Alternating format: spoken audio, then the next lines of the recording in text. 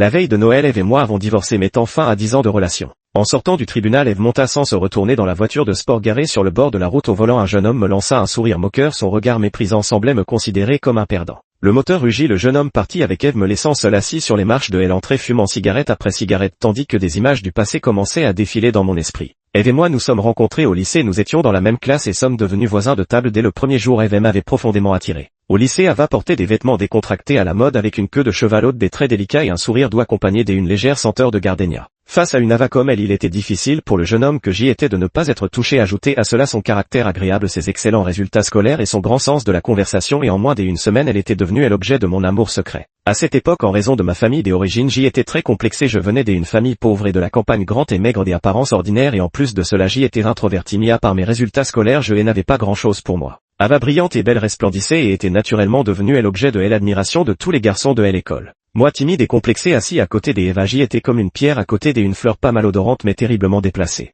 Alors chaque fois que Eva me posait une question en classe et que nous nous rapprochions des garçons, me convoquait dans le couloir à la récréation, alternant menaces et conseils pour me faire comprendre que je ne méritais pas Eva et devais renoncer à toute velléité. Je savais bien que je ne la méritais pas à l'époque, mais chaque fois que je revenais de ces entretiens, Eva me glissait discrètement une friandise et me disait boudeuse. Eva n'appartenait à personne, elle n'était la propriété de qui que ce soit, elle parlerait à qui elle voudrait et ces garçons odieux n'avaient pas leur mot à dire. En tant que fille, Ava était si courageuse, comme en moi un garçon pouvais-je rester en arrière, et puis j'y ai été frappé. C'était un week-end après à l'école, après 2 semaines consécutives de cours, nous avions enfin un jour de congé alors que je me préparais joyeusement à rentrer chez moi. Un groupe de petits voyous m'a bloqué et sans un mot m'a entraîné dans une ruelle voisine. Une fois dans la ruelle, le meneur, un type aux cheveux blonds, m'a d'abord donné une gifle disant que cela me réveillerait et que je ne devais pas nourrir des illusions irréalistes. Après avoir été sonné par la gifle, le blond et ses acolytes m'ont expliqué la raison de leur visite. Ils voulaient que je m'éloigne des Ava, sinon la prochaine fois ce ne serait pas qu'une simple gifle. Bien que je me sente très inférieur au fond de moi-même, une figurine des argiles à sa limite de patience, alors comment pourrais-je tolérer l'excès de ces voyous? Je leur ai tenu tête avec indignation, mais ils refusaient toute logique, voyant que j'y osais encore répliquer. Ils m'ont encerclé et se sont mis à me rouer de coups. Au début je n'osais pas riposter, mais la douleur des coups a fini par déclencher ma colère et je me suis battu à mon tour avec cette bande de voyous. Même si j'y avais l'air grand, maigre et fragile, j'y avais grandi à la campagne et aidé mes parents aux travaux des champs depuis l'enfance, j'y avais de la force, alors j'y ai concentré mes coups sur le meneur aux cheveux blonds. Le blondinet ne s'attendait pas à ce que je sois si violent et resta stupéfait sous les coups hurlants de douleur. Mais un contre plusieurs, c'était peine perdue. Pendant que je frappais le blond, les autres voyous me rouaient de coups. Je finis dans un triste état, le corps couvert d'échymoses. Alors que j'y étais sur le point de m'effondrer, une voix familière retentit soudain. Les gardiens arrivent, sauve qui peut. À l'évocation des gardiens, les voyous et moi restâmes pétrifiés. C'est alors qu'une silhouette gracieuse surgit à mes côtés et d'une main réconfortante m'entraîna vers la sortie. Avant même d'y avoir pu réaliser, j'y étais déjà hors de la ruelle. Quand j'y ai repris mes esprits, j'y étais déjà dans la rue et j'y ai enfin vu qui m'avait sauvé. Ava m'a emmené dans une petite clinique. Pendant que le médecin m'appliquait des médicaments, elle me demandait avec inquiétude si j'y avais mal, me versait de l'eau et essuyait la sueur. Face à une Ava si douce, comment pouvais-je encore ressentir la douleur? Je n'arrêtais pas de répéter que ça allait pour qu'elle ne s'inquiète pas. Après les soins, en sortant de la clinique, Ava m'a demandé pourquoi ces voyous m'avaient coincé. J'y ai tenté de biaiser, mais Ava n'était pas dupe et a insisté jusqu'à ce que je n'ai d'autre choix que de lui révéler la vérité. Quand elle a appris que ces voyous s'en étaient pris à moi à cause d'elle, Eva m'a posé une question: pourquoi n'as-tu pas accepté leur proposition à l'époque? En entendant cette question, j'y ai souri en me grattant la tête, ne sachant pas comment répondre. Eva, voyant mon air stupide, a semblé deviner la réponse et n'a rien ajouté. Ce jour-là, nous marchions côte à côte le long de la rivière sous le coucher de soleil, nos ombres s'étirant très très loin. Ding ding ding, la sonnerie du réveil me sort de ma rêverie. En baissant les yeux, je m'aperçois qu'il est déjà 6 heures et l'heure d'aller chercher Lily à l'école. Je prends un taxi jusqu'à l'école. De loin, je vois Lily assise sagement à l'entrée et m'attendant. Tous les autres élèves sont déjà partis. Seule Lily reste là solitaire sur le banc, la tête baissée, fixant ses pieds, perdus dans ses pensées. Je m'approche d'elle et force un sourire. Lily, papa est venu te chercher pour rentrer à la maison. Lily lève les yeux, regarde derrière moi et ne voyant pas la silhouette familière, laisse paraître sa déception. Et maman, je ne savais pas comment annoncer à Lily notre divorce, alors j'y ai simplement dit: maman a des choses à faire, c'est papa qui viendra te chercher désormais. Lily hocha la tête déçue et rentra à la maison avec moi. En parlant de maison, il s'agissait en réalité d'un appartement que j'y avais loué à l'extérieur et l'ancien logement ayant été attribué à Eva. Après avoir dîné avec Lily, je l'ai envoyé faire ses devoirs dans sa chambre alors que je venais de finir de ranger et m'apprêtait à me reposer. Un associé m'a envoyé un message: Ethan, où es-tu? Je viens de voir Eva en train de boire avec un autre homme dans un bar. Avec ce message, il y avait aussi une vidéo filmée dans un bar où Eva buvait avec l'homme de la voiture de sport qui elle avait emmené, s'embrassant et se câlinant comme une habituée des fêtes. La vidéo ne durait que 10 secondes. Après l'avoir regardée, je suis resté silencieux longtemps avant de répondre à mon associé. Eva et moi avons divorcé. Mon associé semblait très surpris que j'y ai divorcé d'Eva alors que je l'aimais tant au point qu'on aurait pu dire que cet amour était viscéral. Il pensait que la probabilité d'une fin du monde était plus grande que celle de notre divorce. Bien qu'il ait très envie de savoir pourquoi nous avions divorcé, pour ménager mes sentiments, il ne posa pas de questions et se contenta de me réconforter, disant qu'un homme aussi bien que moi était une perte pour Eva. Suis-je un homme bien? Peut-être que oui. Une fois que Lily a fini ses devoirs, je l'ai endormie en lui disant que nous irions chez ses grands-parents demain. D'habitude Lily était ravie à l'idée d'aller chez ses grands-parents, mais pas ce soir. Elle m'a regardé d'un air triste et a demandé: maman viendra-t-elle avec nous?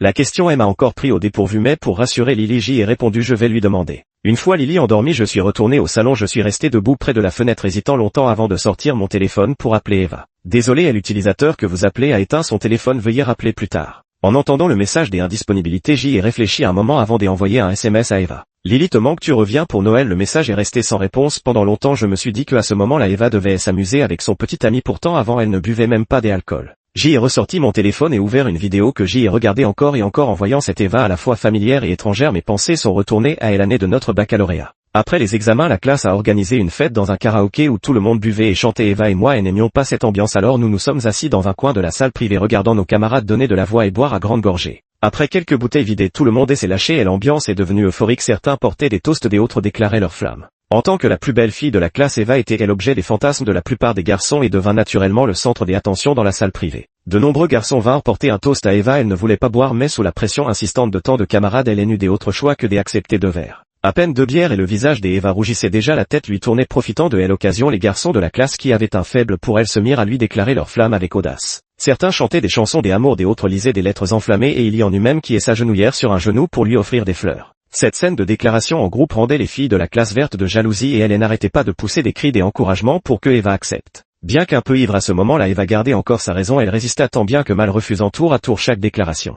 Avec tant de garçons qui lui ont déclaré leur flamme, Eva n'en a accepté aucun, ce qui a piqué la curiosité des filles de la classe qui se demandaient bien qui pouvait lui plaire. Elles ont alors décidé de jouer à action ou vérité. Eva, peu habituée à ce genre de situation, a rapidement perdu. Elle a choisi le vérité et la question était de savoir s'il y avait un garçon dans la classe qui lui plaisait. Entendant cette question, Eva est devenue toute timide mais a fini par répondre que oui, tout en jetant des regards furtifs dans ma direction. Ce manège évident, elle n'a pas échappé à la classe, mais curieusement personne n'a fait de remarques, allant même jusqu'à changer volontairement de sujet. Personne ne voulait que Eva et moi soyons ensemble. Peut-être pensaient-ils tous qu'un étudiant pauvre comme moi issu de la campagne ne méritait pas une fille aussi brillante et belle que Eva. La fête terminée, Eva et moi n'avions plus envie de rester, alors nous nous sommes préparés à partir. À ce moment-là, Eva était déjà ivre. Voyant cela, les garçons de la classe étaient tous impatients de la raccompagner chez elle. Après avoir poliment refusé tout le monde, Eva a spécifiquement demandé que ce soit moi qui la ramène. En soutenant Eva pour sortir du KTV, nous nous sommes dirigés vers chez elle. La distance n'était pas grande et marcher sous la brise était parfait pour aider Eva à se dégriser. Tout au long du chemin, Eva n'a cessé de discuter avec moi. Nous avons parlé de nos 3 années de lycée, des universités où nous souhaitions aller et enfin de la déclaration des amours. Tout à l'heure, elle m'a dit qu'elle n'aimait pas ces garçons, qu'elle les trouvait trop frivoles et superficiels. Elle préférait les garçons calmes et posés. En parlant de ce sujet, nous étions déjà arrivés au pied de son immeuble et l'ivresse d'Eva commençait à se dissiper, mais ses joues restaient roses et ses yeux avaient une lueur particulière.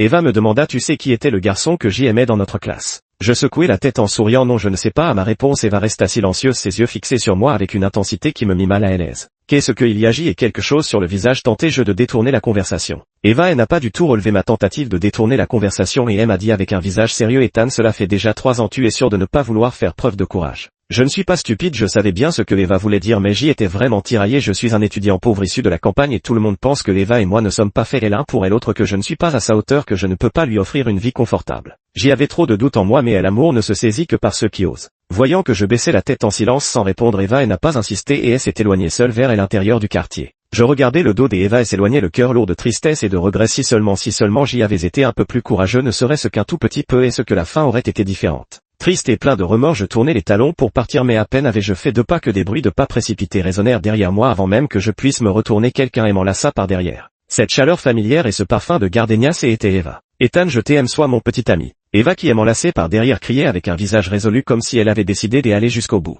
En entendant l'aveu d'Eva, sentant sa chaleur brûlante et les battements précipités de son cœur, je n'ai plus pu contenir mes sentiments. Je me suis retourné pour l'étreindre fermement dans cette rue animée d'été, mettant ainsi un point final parfait à ces 3 années des amours secrets. Sortant de mes souvenirs, j'y ai allumé plusieurs cigarettes jusqu'à ce que ma tête devienne cotonneuse, puis je suis retourné et m'allongé dans ma chambre. Eva n'avait toujours pas répondu à mes messages. Le lendemain, je fus réveillé par le son du téléphone. En le prenant, je vis que c'étaient les parents d'Eva. Lorsque je répondis, la voix de sa mère retentit: Ethan, reviendras-tu pour Noël cette année? Ton père et moi avons préparé un festin. Il a même sorti ce bon vin qu'il gardait depuis des années, disant qu'il voulait te remercier pour avoir pris soin d'Eva toutes ces années. En entendant les salutations chaleureuses de la mère d'Eva, ma respiration s'est faite plus difficile, mais j'y ai pris mon courage à 2 mains pour dire: tant Eva et moi avons divorcé hier, je ne rentrerai pas cette année, prenez soin de vous, toi et oncle. À peine avais-je fini de parler qu'un bruit de porcelaine brisée résonna à l'autre bout du fil. Après un moment de silence, la voix tremblante de la tante parvint enfin: Ethan, tu as divorcé d'Eva, une chose aussi importante, comment se fait-il que nous ne le sachions pas? Tant de J et des choses à faire, je raccroche, je ne savais pas comment m'expliquer avec elle, alors j'y ai trouvé une excuse pour raccrocher précipitamment. En me levant du lit, j'y ai vu qu'une fine neige tombait dehors sous un ciel lugubre. Debout près de la fenêtre, je ressentais une tristesse indicible. Au début, les parents d'Eva ne m'aimaient pas vraiment, moi le pauvre garçon de la campagne. Ils pensaient que je ne pourrais pas offrir une vie heureuse à Eva, mais au fil de nos rencontres de plus en plus fréquentes, j'y ai réussi à changer leur opinion sur moi par mes actions concrètes. La première fois que j'y ai rencontré les parents d'Eva, c'était pendant les vacances des hivers de notre deuxième année des universités. À cette époque, Eva et moi étions ensemble depuis 2 ans et notre relation se passait très bien, presque sans conflit. De plus, les parents d'Eva la poussaient tellement à ce moment-là qu'ils étaient sur le point de lui organiser des rendez-vous arrangés. Eva a pris son courage à 2 mains et a fini par me révéler à eux, puis elle m'a ramené chez elle pendant ses vacances des hivers.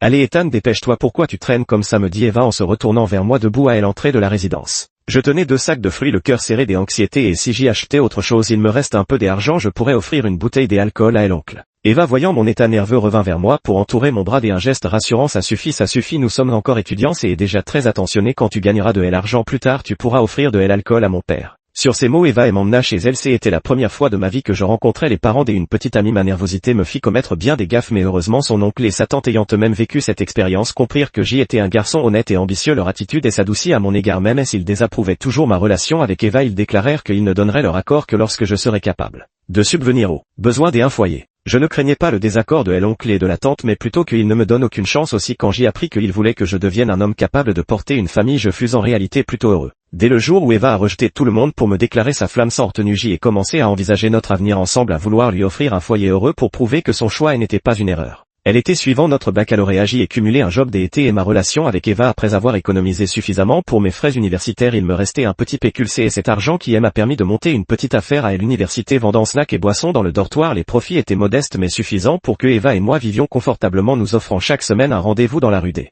gourmandises, histoire de varier les plaisirs et de nous faire plaisir. Un souvenir qui me marque particulièrement de cette époque est celui d'un week-end où, après notre rendez-vous dominical, nous rentrions ensemble sur le chemin ombragé du campus, le visage radieux. Eva m'a dit: Ethan, te rencontrer est la plus grande chance de ma vie, peu importe que nous soyons pauvres ou riches, à l'avenir promettons-nous de rester ensemble pour toujours. Ces paroles ont fait vibrer mon cœur. Après un instant de silence, j'y ai hoché la tête avec gravité. Oui, nous serons ensemble pour toujours, c'est promis. Le souvenir se fiche sur l'instant où l'adolescent et l'adolescente ont échangé leurs promesses devant la fenêtre. Je pousse un profond soupir, comme libéré d'un poids, mais aussi comme si une partie de ma vie m'avait été arrachée, laissant un vide insondable dans mon cœur. Peu après, l'oncle et la tante m'appellent inquiets pour me dire qu'ils n'arrivent pas à joindre Eva. Ils me supplient de ne rien faire de stupide et me promettent qu'une fois Eva contactée, ils me donneront des explications. Concernant le divorce, l'oncle et la tante n'ont jamais imaginé que la faute pouvait venir de moi, preuve de la confiance immense qu'ils m'accordaient. Pourtant tout cela appartient désormais au passé. Ethan, qui aimait Eva passionnément, est mort cette nuit glaciale. Il ne reste plus qu'une coquille vide. Lily était déjà réveillée à cette heure-ci. En sortant de la chambre, je l'ai vue assise sagement toute seule sur le canapé du salon en train de se coiffer maladroitement. Je me suis approché en souriant pour l'aider, mais une fois que j'y ai pris les choses en main, je suis resté perplexe. Mes mains étaient tout aussi maladroites et la coiffure que j'y ai faite était affreuse. D'habitude, c'était Eva qui coiffait Lily, la rendant belle chaque jour. Elle achetait de nouveaux vêtements à Lily, elle emmenait faire du shopping et elle s'amusait, gâtant cette petite fille sage de toutes les manières possibles. Mais alors pourquoi Eva, qui aimait tant Lily, a-t-elle fait une chose pareille? Et après avoir obtenu la maison et la voiture, elle a cédé sans hésitation la garde de Lily sans la moindre réticence. Ava, qui se quittait, a poussé à abandonner sans hésiter ce foyer heureux. Pour la première fois en 10 ans, je me suis rendu compte que je ne comprenais plus Ava. Je ne savais plus ce qu'elle pensait, ce qu'elle faisait. Elle m'était devenue aussi étrangère que si je ne l'avais jamais connue. Après avoir coiffé Lily du mieux que je pouvais, j'y ai commencé à faire mes valises pour retourner dans ma ville natale. Lily me regardait en silence depuis un moment avant de poser timidement cette question: papa, est-ce que maman viendra avec nous? En entendant la voix de Lily, j'y ai interrompu mes préparatifs. Me relevant lentement, j'y ai répondu: je vais encore l'appeler pour lui demander. Je ne voulais pas blesser Lily, alors j'y ai passé l'appel depuis le balcon. Par chance, la ligne a été décrochée, mais avant même que je puisse parler, la voix impatiente d'Eva a retenti: Ethan, nous sommes divorcés, arrête de me harceler. D'accord. Face à cette Eva devenue étrangère, j'y ai réprimé elle envie de raccrocher et dit: Lily dit qu'elle te manque, elle veut que tu rentres à la maison pour les fêtes. Tu n'as que à fêter ça avec elle, ne m'embête pas. Eva n'a pas changé d'attitude malgré l'évocation de Lily. Qui c'est et qui appelle si tôt le matin? La voix d'un homme a retenti à l'autre bout du fil. Mon ex-mari, vraiment pénible. Eva raccrocha tout en parlant à l'homme. J'y écoutais la tonalité occupée dans le combiné puis reposé mon téléphone avec résignation. Je ne savais pas comment annoncer la nouvelle à Lily alors que j'y étais plongé dans mes pensées troublées. Je me retournai et vis Lily debout sur le pas de la porte, les yeux remplis de larmes.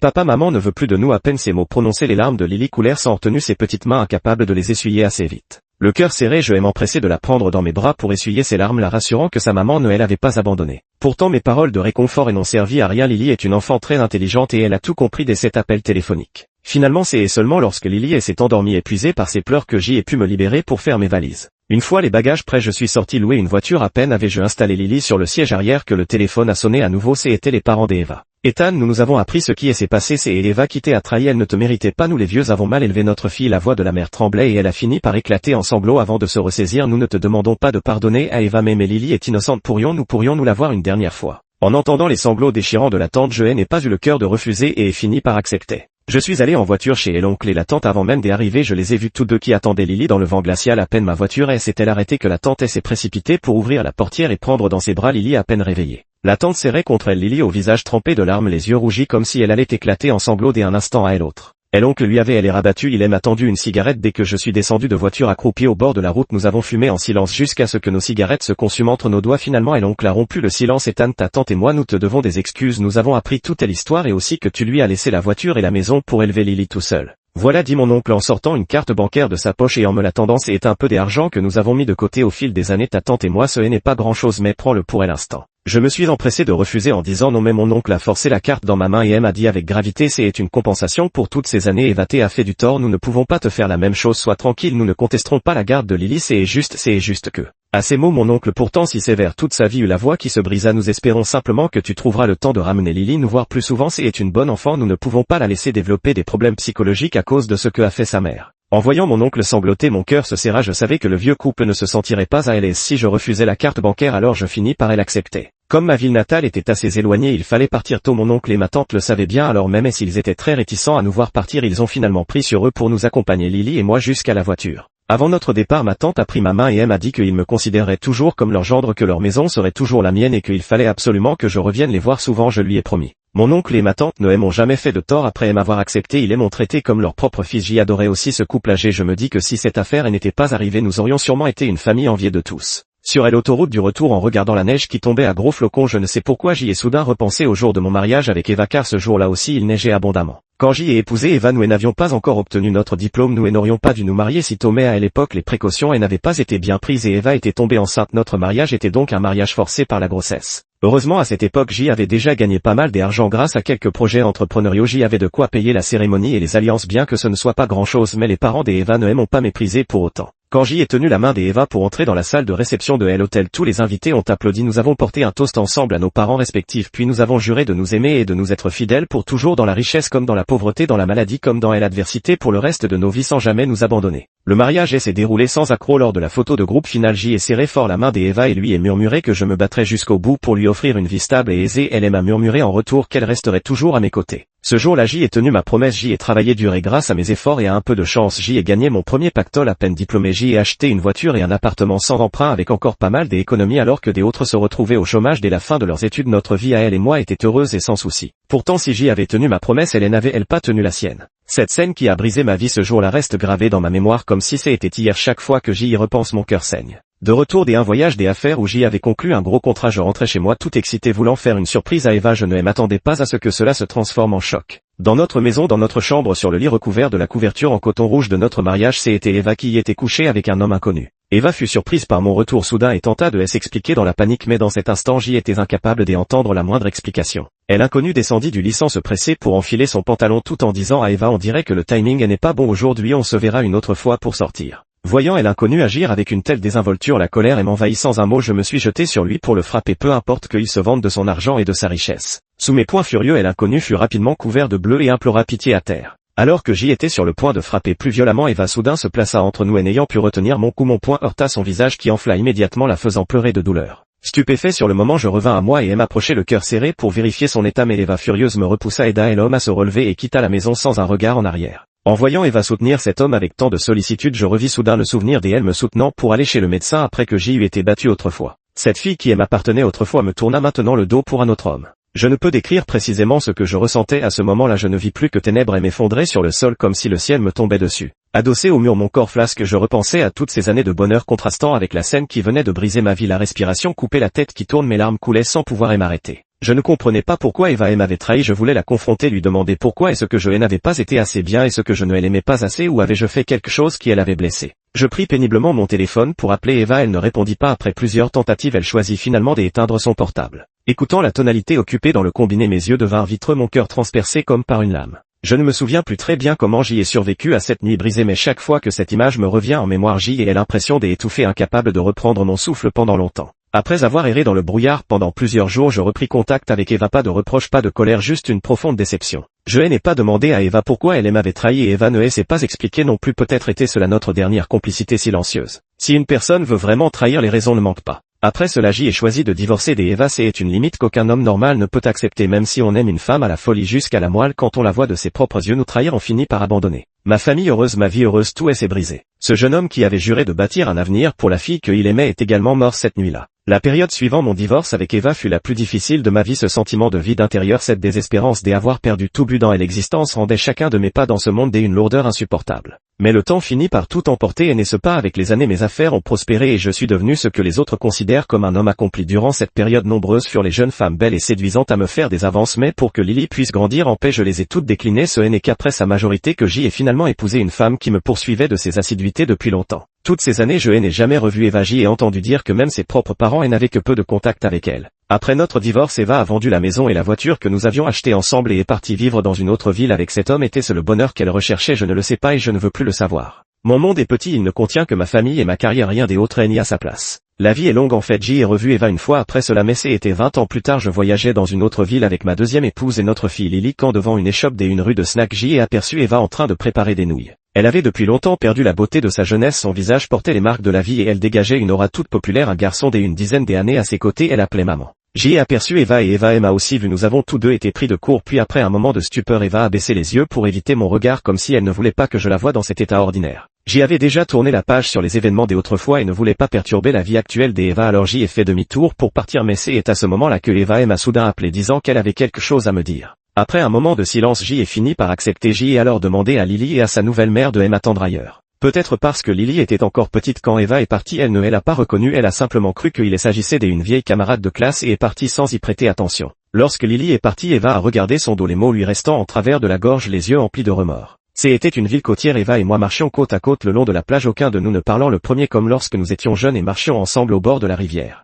Ce n'est que lorsque j'y ai été trop fatigué pour continuer et me suis arrêté que Eva a finalement pris la parole. Elle m'a raconté ces années de sa vie, comment elle et cet homme étaient venus tenter leur chance dans cette ville inconnue, passant d'un cœur plein d'espoir à l'effondrement de leurs idéaux face à la réalité. Cet homme était vraiment très bon avec elle au début, si bon qu'elle avait presque l'impression d'avoir trouvé le prince de ses rêves, mais avec le temps, peut-être à cause de la vie quotidienne ou peut-être parce qu'il s'était lassé, cet homme a commencé à la négliger et à chercher des autres femmes à l'extérieur. Eva a dit qu'en réalité elle regrettait déjà à cette époque, mais elle ne pouvait rien y faire, elle était enceinte de cet homme et elle n'osait plus rentrer affronter ses parents et moi, alors elle a serré les dents et a persisté dans cette ville inconnue. Peu après la naissance de l'enfant, l'homme a été emprisonné pour des méfaits et elle n'est jamais ressorti depuis. Elle a donc élevé l'enfant seule endurant toutes les difficultés. Cette mère et son enfant ont subi beaucoup de mépris dans cette ville étrangère, mais elle a finalement tenu bon. Ces années de souffrance lui ont fait comprendre à quel point elle avait été naïve autrefois. C'était un week-end après l'école, après 2 semaines consécutives de cours, nous avions enfin un jour de congé. Alors que je me préparais joyeusement à rentrer chez moi, un groupe de petits voyous m'a barré la route et sans un mot m'a entraîné dans une ruelle voisine. Après le divorce, elle est partie au loin avec cet homme, croyant pouvoir commencer une nouvelle vie pleine de passion et de liberté, mais elle n'aurait jamais imaginé finir dans la disgrâce, exilée dans un pays étranger. Quand Eva me parlait, je l'écoutais en silence, tout comme à l'époque où elle si loquace et moi si introverti étions adolescents. Après avoir raconté ces années d'épreuves, elle s'est excusée avec gravité, puis Eva a soudain posé sur moi un regard intense, exactement comme cet été-là lorsqu'elle m'avait observé en bas de notre résidence, et elle m'a posé une question: Ethan, qu'est-ce qui se serait passé si nous n'avions pas divorcé? En entendant la question d'Eva, je suis resté interdit, puis me ressaisissant, j'y ai tourné mon regard vers l'océan au loin, sentant le vent marin chargé des embruns, et avec un profond soupir j'y ai souri avec sérénité: Eva, mais il n'y a pas de si dans ce monde. Fin.